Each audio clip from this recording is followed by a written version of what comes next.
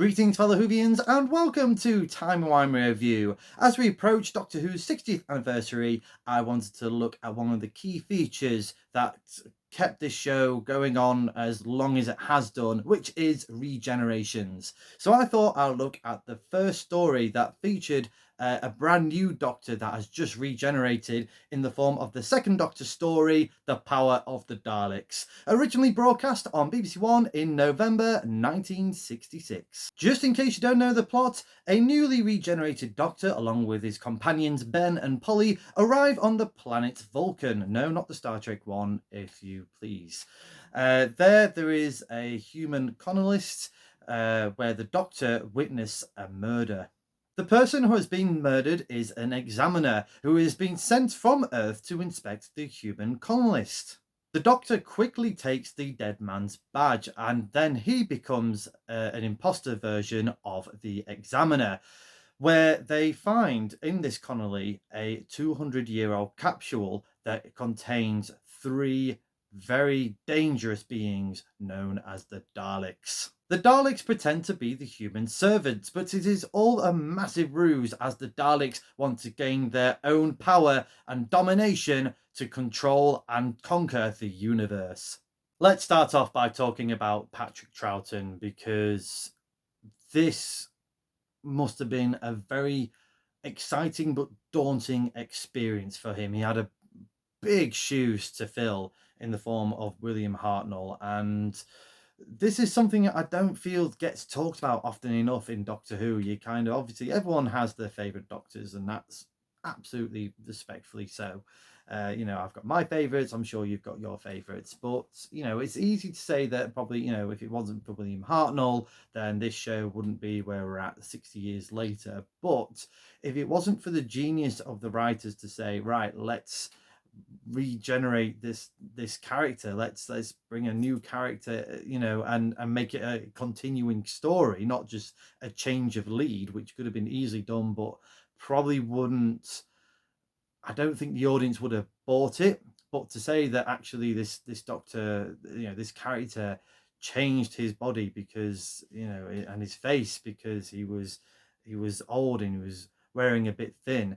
But for Patrick Troughton to grab this character and mold it into his own and stick the landing within these 6 episodes, it's a testament to his performance, because this could have easily have changed the history of Doctor Who as we know it. It probably, if this didn't work, then we wouldn't be celebrating Doctor Who as we do today. And it's definitely largely thanks to Patrick Troughton's performance. And in this story, you can see that Patrick is very much different. This is a very different Doctor to what we were used to. With the first Doctor, he was very much this grandfather figure, quite stubborn, quite abrasive at times. Second Doctor, though, he's obviously younger looking, and definitely more clownish in his persona. Very sort of playful and sort of kind of seeing what makes people tick, especially with Ben. Ben is just not trusting this person at all. He totally disbelieves that he is the Doctor. Polly does believe that he is the Doctor, but probably more out of just instinct of, I think he is, but obviously not overly trusting. But Ben, I don't know whether that's because of the masculine persona or ego or something, is just rubbishing this new guy that's entered the TARDIS, and especially winding Ben up with playing with the recorder and just sort of messing around and stuff like that.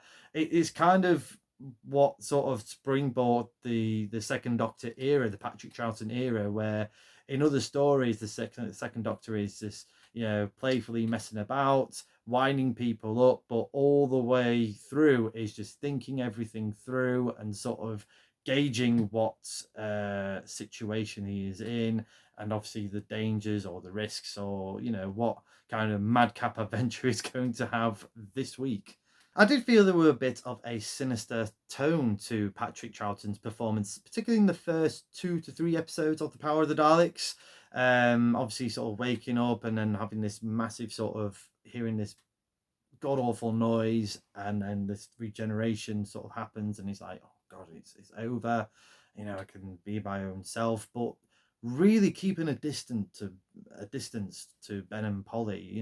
Not really letting them know what is going on, just throwing out random lines like life depends on change and renewal, and that's it, no explanations. And then when we get that cliffhanger where we see the Daleks in that capsule, and you just hear the second Doctor's voice, Bolly, Ben, come and meet the Daleks. And it's just, you can feel the fear that the Doctor has of why these Daleks are here, why they powered down, what is going on. But he's also sort of like giving a calculated risk of like, yeah, I'll let my human companions come in and they could get killed in an instant. But yeah, let's have that. I don't think at that point I felt with that line, or the way that Patrick delivers that line, he's not in full control of not only himself, but obviously the safety of his companions. And I felt throughout these 6 episodes that the Doctor's kind of persona starts to shine through, and then towards the end of the episode, this is where, yeah, he is the Doctor. He has worked it out, even when his brain is still half baked, he can still kick some Dalek butt when he needed to. And yeah, I appreciate that from the story, and I appreciate that the most from Patrick Troughton. Like I said, if it wasn't for him sticking the landing, particularly in this story, then I don't think we would be celebrating Doctor Who as we do today. Definitely a smart move to include the Daleks for a new Doctor's brand new adventure. Stepping into this new era, we might as well have something very familiar, and we do have that with the Daleks. Still kind of not at the height of Dalek mania, but kind of, that sort of slight decline of it. But it shows that the Daleks are still a very popular villain for Doctor Who, for the Doctor to do battle with. And I liked how the Daleks were portrayed in this story. They were more calculating. They were more, cloak and dagger in their master plan. We had like the Daleks master plan, and we've had like the chase, and obviously the Daleks. Particularly the Dalek master plan, they were just, they were all out for sort of conquering the universe. So it's kind of adds, for me, the Power of the Daleks adds that extra layer to these wonderful creatures, that they can be as conniving and scheming as humans can, and if anything, probably execute it way better than what humans can do. And we have that similarity with the human characters in this story, whilst they're all plotting and scheming of becoming the next governor of this colony. And obviously we've got just some downright dumbfounded ideas. Obviously we had this murder plot circulating as well, and just, I feel I could see where the Doctor comes from in terms of his relationship with humans, because I do feel that, we are, as a race, absolutely brilliant, but absolutely stupid at the same time. Standout scenes for me is when, I can't remember the character's name. I'm really sorry. That's the one thing I did sort of struggle with the characters, but I'll get into that later in this review. But when obviously a Dalek witnessed a human killing another human, and the Dalek was like, humans kill humans. I feel like the Dalek learned something that way, sort of like, oh, right, okay. They're just, as if anything, just really barbaric. Why would they do that? I love that the Dalek was questioning human actions. It's sort of like, it was just totally alien to that Dalek. But something that I feel like a sort of a conscious knowledge that that Dalek managed to share with you the Daleks at some point, and it kind of spread on when we get to the evil of the Daleks and that mini civil war that we had. It kind of just laid the seeds for me for the human Daleks in the next story. Characters that stand out to me was the scientist Letterson.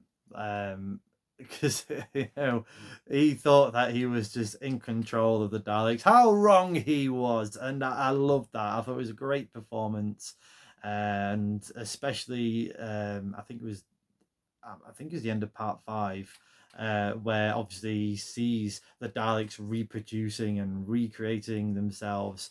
I think it was part 5. Part 5 or part 6. I do apologise. Let me know in the comments which one it was. But I really enjoyed the big reveal of all these Daleks reproducing under his nose. He had no clue of this one, and yeah, he totally lost his mind on that one, and just his mind imploded, thinking that yes, I've created these wonderful beings that can be servants to humans, and they can easily speed up the evolution of the human race. Nope, you have got that totally wrong. You can clearly see in this story where they got the inspiration from for Victory of the Daleks. There's a lot of similarities from there, but nice, respectful homage for Victory of the Daleks, especially with the Ironsides and Professor Blakewell or Blakewell.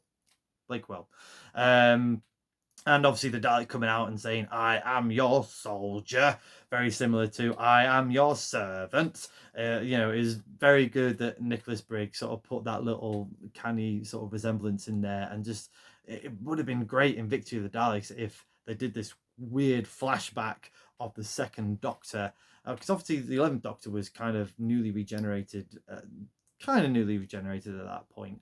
But yeah, if they had that flashback of the second Doctor seeing that Dalek saying, "I am your servant," and going, "I've seen this happen before. I know where this is going to end up."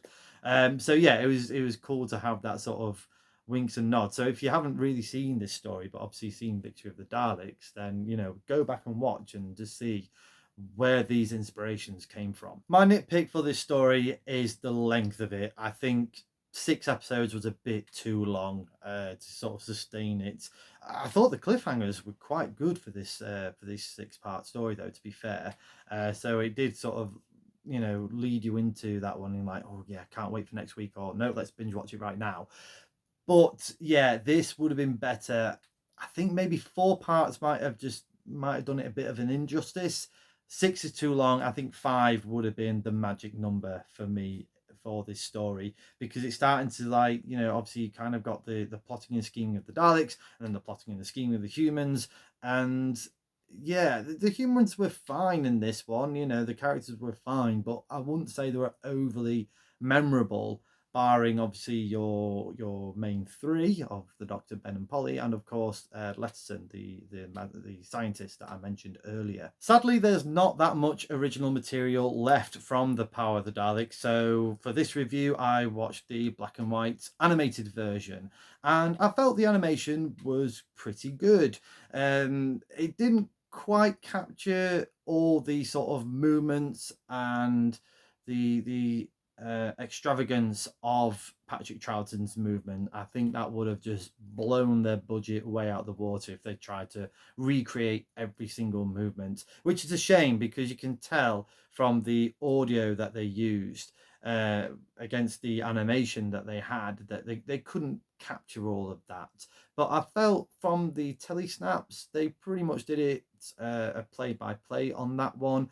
Bonus points of using the scene where the Dalek bumps into the camera, and they added that animated that in. I thought that was really good, and I did quite like their take of the Dalek army being reproduced and being built up. Obviously that's not what happened in the original. You can see that from the material that we do have, but yeah, it needed that sort of, it was pretty good to sort of just expand on that, but not, I would say, overindulged on that. So it didn't look like something that was out of place for these episodes. And I did like the ending of it with the Dalek eye stalk sort of lighting up and moving to see that, you know, not all the Daleks were destroyed. Spoiler alert there, I do apologise.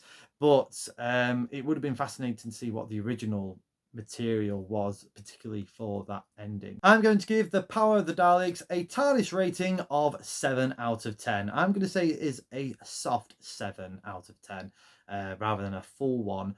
Like I said, the pacing of the story was a little bit off in my opinion. I think it would have been way better if it was a 5-part story rather than 6 episodes. But animation was good. It was pretty strong for this one, and I'm so glad that we've at least got these original audio tapings that of people that recorded this at the you know, when these were broadcast live on BBC One way back in 1966. So thank you to all those unsung heroes for that, because at least we've got something. Obviously the animation is never gonna replace or at least, you know, it's never going to sort of replace the hard work of the original material, but I'd rather have something animated than not, you know, and just to see, you know, just to get that flavor of what it was back in 1966. But it is an interesting story. It's a fun story to watch as well, particularly towards the end parts. I thought Patrick Troughton was amazing. He absolutely nailed it as the Sixth Doctor, and you know, he hit the ground running hard on that one. And you know, I don't think many people appreciate that at this moment in time. So yeah, it's definitely worth checking that out. The story was fun, and I particularly enjoyed the Daleks in this story, you know, being more scheming and conniving rather than world or universe conquering monsters. Let me know in the comments below your thoughts to The Power of the Daleks. Is it one of your favourite opening season stories for Doctor Who, or is it one of your favourite second Doctor stories? Thank you very much for watching. I hope you've enjoyed this review. Please like, share and subscribe. Hit the cloister bell for more notifications. Come say hello and follow me on X and Facebook. And do check out my other fantastic Doctor Who related content on the Timey Wimey Review TikTok page and right here on the Timey Wimey Review YouTube channel. And as the good doctor once said, I think we better get out of here before they send us the bill.